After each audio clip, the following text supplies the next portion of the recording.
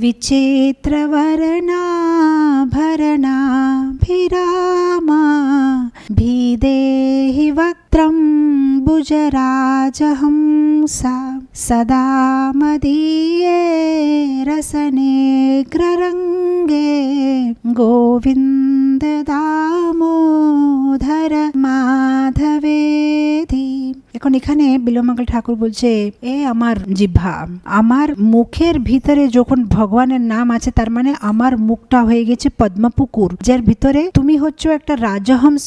তো এই রাজহংস তুমি কি করবে, আমার এই যে পদ্মপুকুরের ভিতরে নাচ করতে করতে তিনটা নাম বলবে, গোবিন্দ দামোদর মাধবেতি। বিল্বমঙ্গল ঠাকুর এখানে আরেকটা পয়েন্ট বলছে যে আমি না, এটা লার্নার্ড সেজেস, খুব বুদ্ধিমান ঋষিরা, মুনিরা, বেদ পণ্ডিতরা, তারা এটা বলছে গোবিন্দ দামোদর মাধবের নাম নিলে আমাদের কিছু যদি ত্রুটি হয়, মানে এরা বিহায় নিদ্রম অরুণোদয়েচা, সকল বেলা যারা ব্রাহ্মণ তাদের একটা রুটিন থাকে, মানে গায়ত্রী করতে হয়। কিছু কিছু ব্রাহ্মণ আছে তাদের কিছু সংকল্প থাকে, ওরা প্রতিদিন যজ্ঞ করে, যজ্ঞ করার পরেই প্রসাদ পাবে। যারা যজ্ঞ করে, গায়ত্রী করে, অন্য কিছু রিচুয়ালস করে, তারাই গোবিন্দ দামোদর মাধবের নামটা নেওয়ার পরে এই পুরো কার্যক্রমটা শেষ করে, যেহেতু ওরাই জানে যে ভগবানের নাম যখন পর্যন্ত কেউ নেবে না তখন পর্যন্ত যে কোনো একটা অনুষ্ঠান, যে কোনো একটা পূজা তার শেষ হবে না। ইনফ্যাক্ট আমার মনে পড়ছে শ্রীমদ ভাগবতমে যে বৃত্তান্ত আছে বলি মহারাজ, যখন বলি মহারাজ ভগবানকে 3 পগ দিয়ে দেয়, 1 পগ উনার মাথাতে, তারপরে যখন উনাকে বেঁধে নিয়ে যাওয়া হয়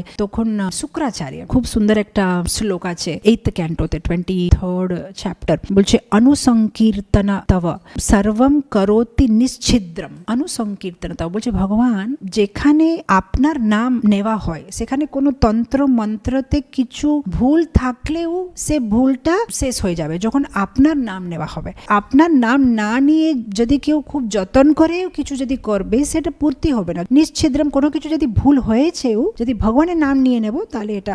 এমনি যদি কোনো যজ্ঞ অনুষ্ঠান হলে শেষে পূজারীরা কি বলবে, কিংবা আমরাই যদি কোনো মন্দিরে অনুষ্ঠান করি কি বলি, যে যদি কিছু ভুল হয়েছে কিন্তু ভগবানের যদি আমরা নাম নিয়ে নিই তাহলে সেই ভুলটা কমপ্লিট হয়ে যাবে। যদি আমরা মন্ত্রতন্ত্র জানি না, ঠিকভাবে উচ্চারণ করতে পারি না, মন্ত্রতন্ত্র তো মানে উচ্চারণটা ঠিক হতে হবে না, নাহলে তো উল্টা উল্টা হয়ে যাবে। ভাগবতে তো অনেকগুলো স্টোরিজ আছে, তো কেউ মানে ছেলে চাচ্ছিল কিন্তু মন্ত্র উচ্চারণটা ভুল হয়ে গেছে তো মেয়ে এসে গেছে। তো এরকম মন্ত্র উচ্চারণটা খুব স্পষ্টভাবে করতে হবে। কিন্তু ভগবানের নাম যখন কেউ নিয়ে নেবে তার সাথে, তার মানে সে মন্ত্রতে কিছু ভুল হলেও সেটা ভুল মানা যাবে না। তো এখানে এটাই বলছে যে এই যে সাধুরা অনেক কিছু মানে ওদের রিচুয়ালস আছে, কিন্তু সবকিছু সাথে সাথে ওরা জোরে জোরে লাউডলি বলছে গোবিন্দ দামোদর মাধবেতি।